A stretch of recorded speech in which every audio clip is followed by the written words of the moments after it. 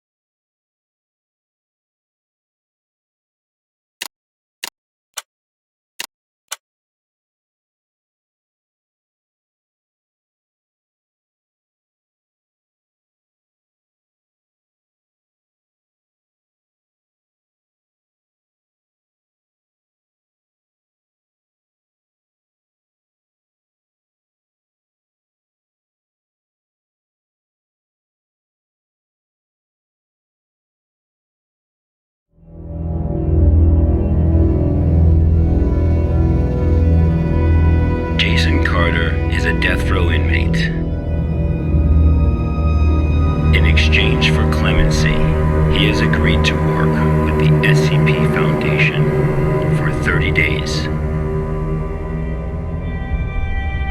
Upon completion of his work, he will be a free man. Jason Carter is now D503.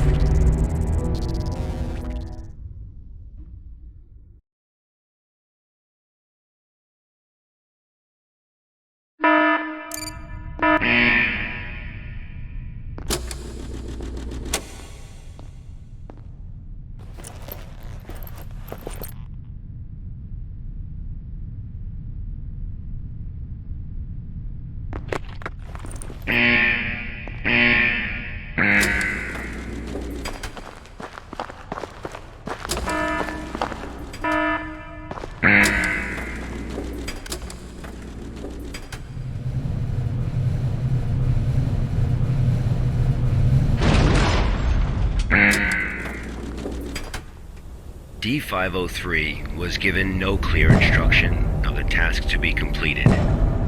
He must find them out for himself.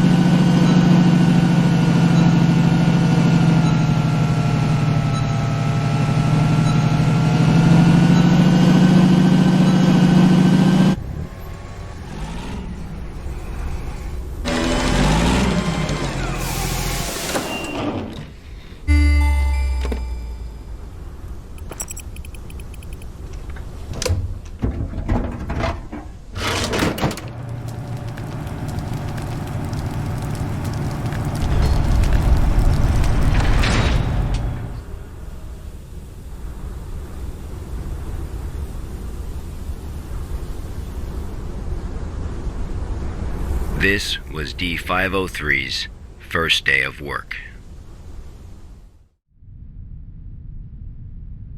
SCP protocol mandates that D503 now undergo a psychological evaluation.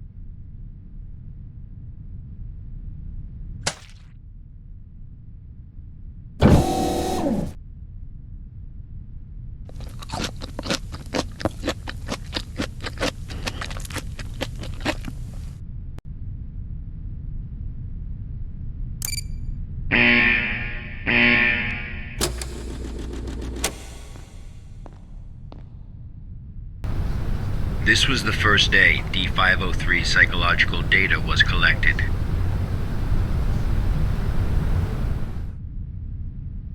You're probably wondering, how can this job earn freedom for a death row inmate?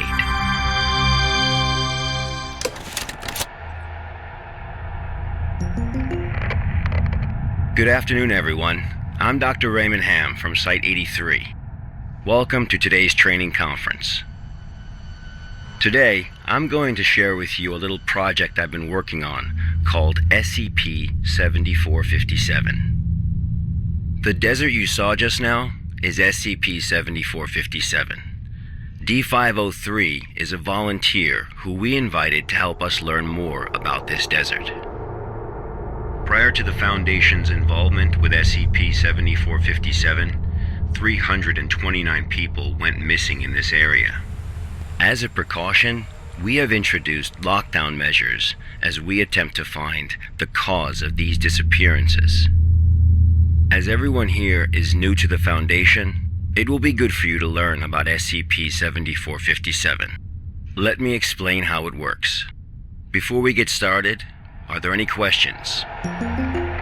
Dr. Ham, I'm Will Barton, 3rd Special Squad, Site 86.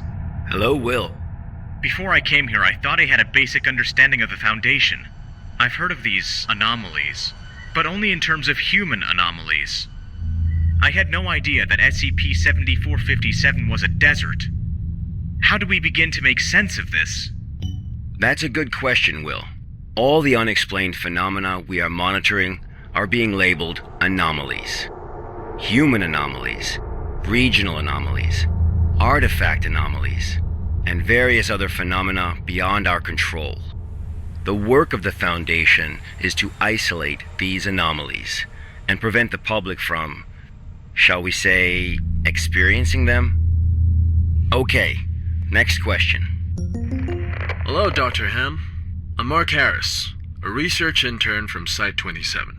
In the video, we saw D503 picking up garbage in the desert. Why did he do that? And what does this have to do with anomalies? Okay, Mark. What I can tell you now is that everything you see is part of SCP-7457. SCP anomalies can be a little difficult to understand at first. Just know that it, or they, have their own rules. Perhaps you'll understand what I mean once we finish watching the video. Okay, let's move on.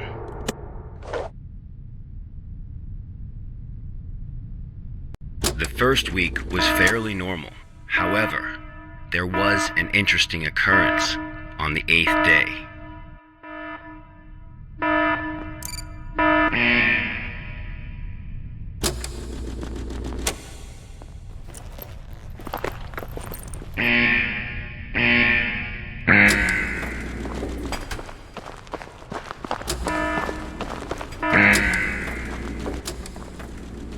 Let's have a look at what happened.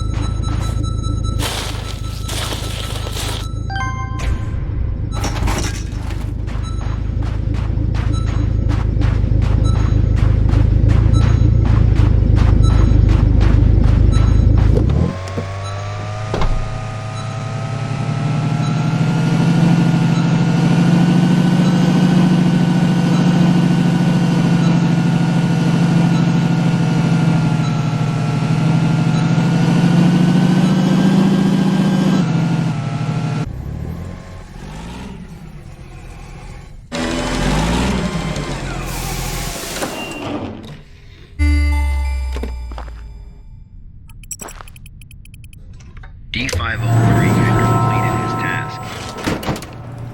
However, he did not realize that he had already encountered his first anomaly.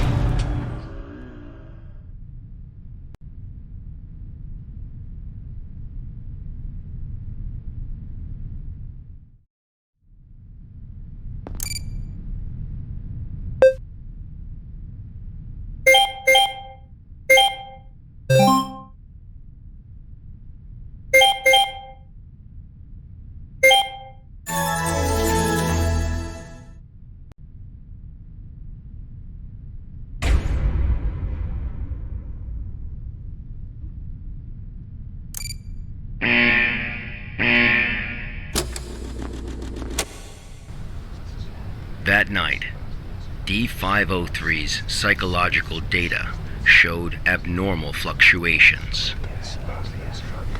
Analysis tells us that D503 is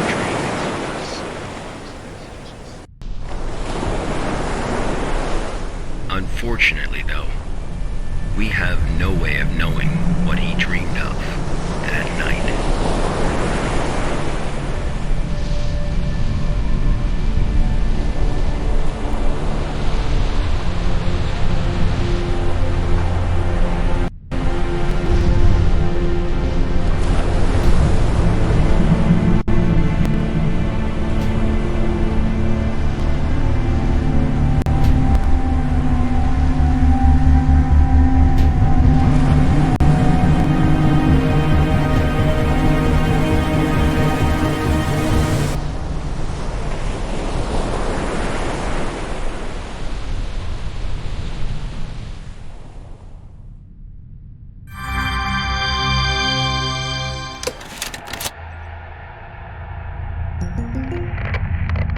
The 8th day marked a significant turning point, the start of SCP-7457's impact on D503. Are there any questions before we go on? Hello, Dr. Ham. I'm Spencer Jones from the Special Operations Department of Site-21. Hello, Spencer. It's still unclear as to why D503 needs to pick up all of this trash. If you wanted to monitor his psychological response to SCP-7457, why not just leave him out in the desert? Why assign him these tasks when there are already psychological evaluations taking place? Okay, our analysis has indicated that SCP-7457 produces a new cluster of trash every 8 minutes and 37 seconds. If waste collection is not done regularly, all that trash may soon flow into our world. It is worth noting, though, that the quantity of waste created here pales in comparison to the amount produced by humans. However, it still has the potential to become a significant problem in the future. By assigning these tasks to D503, we can monitor his reactions while also containing the trash.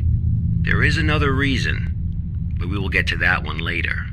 Is it not the case that the Foundation is exaggerating the importance of a minor issue before the issue is fully understood? Okay, everyone. I must emphasize that behind us is the general public, who are wholly unaware of any of this. Being meticulous and maintaining a serious attitude is essential at the SCP Foundation. Any oversight or underestimation of the enemy may result in disaster. Thank you, Dr. Ham. I understand. Good. Let's move on. The effects of SCP-7457 on D503 became most obvious on day 15 of the test. Due to the conditions that day, we were only able to track his movements after recovering data from his radar.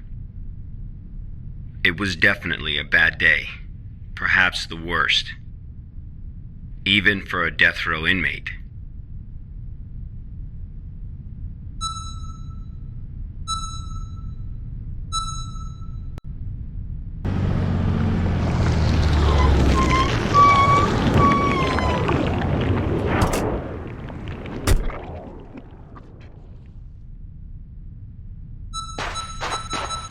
D503 found a radar that perfectly resembled his own.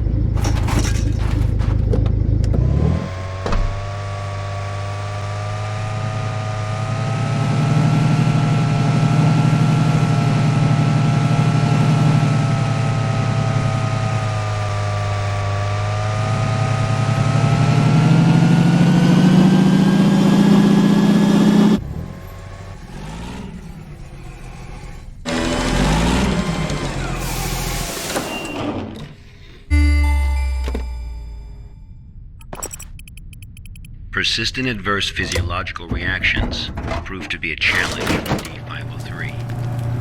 He still managed to complete his work on day 15.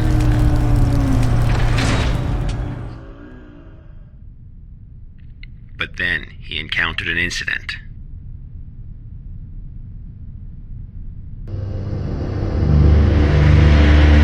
A sandstorm.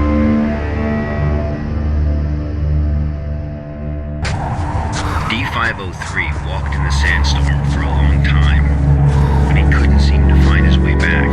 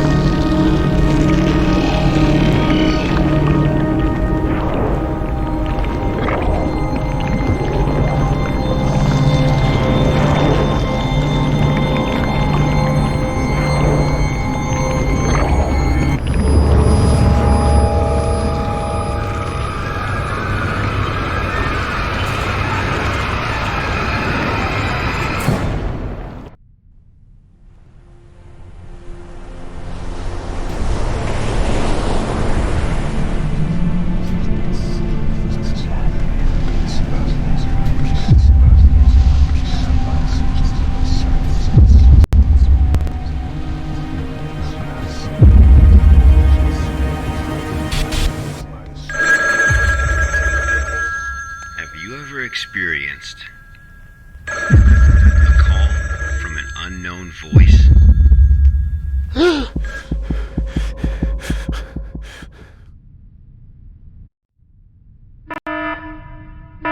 Approximately 13 hours later, a visibly trembling D503 returned to Site 8. We immediately performed a psychological evaluation.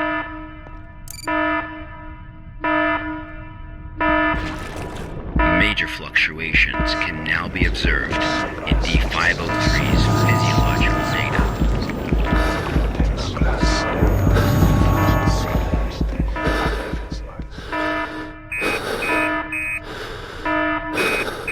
The results of the psychological evaluation were so troubling, we had to abort the mission.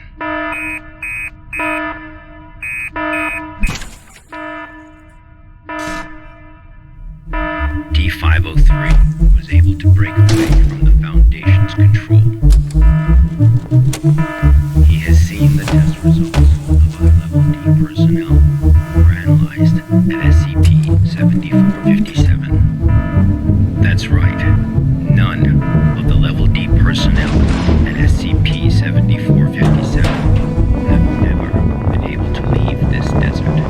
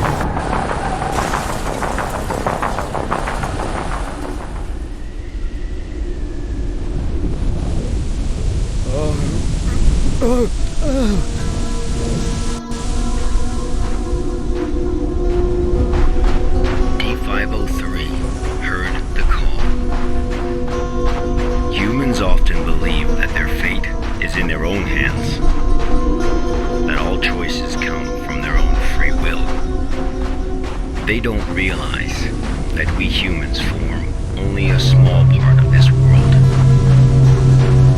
Out there, in the unknown world, we are as insignificant as a grain of sand in this vast desert.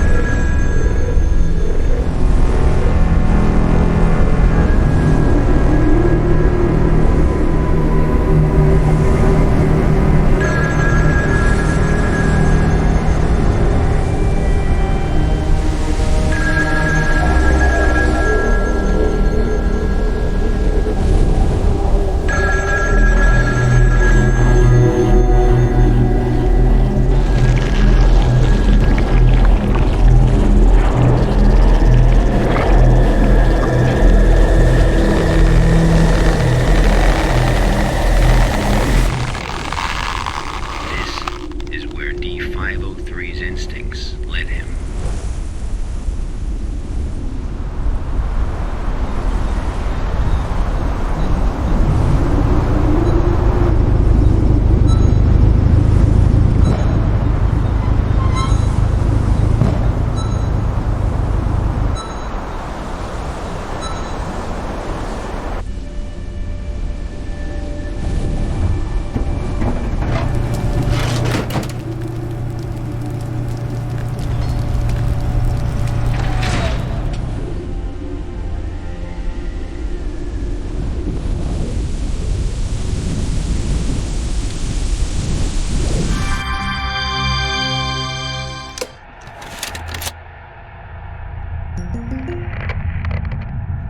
Days later, experiment participant D722 found the radar that had belonged to D503.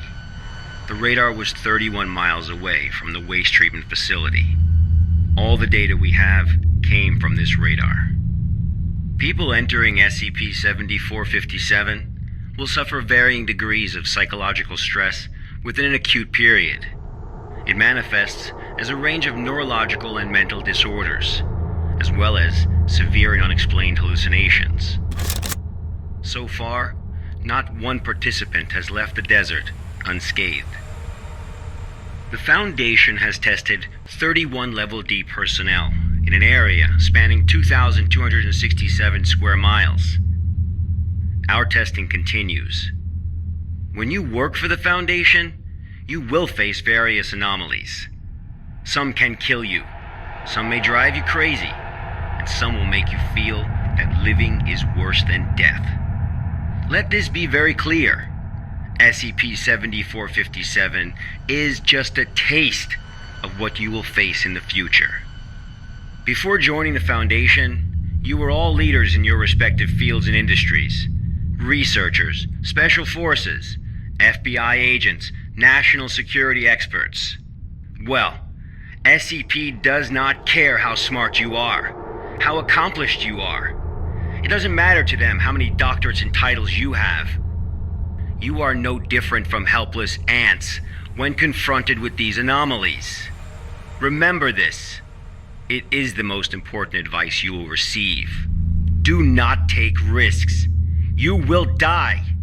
You are not as special as you think you are. If you encounter an anomaly, put your pride and curiosity aside. Run. Because that's the only thing you can do. God won't protect you here. Welcome to the Foundation, rookies. I'm Dr. Raymond Ham, and this ends the first class of our employee induction program.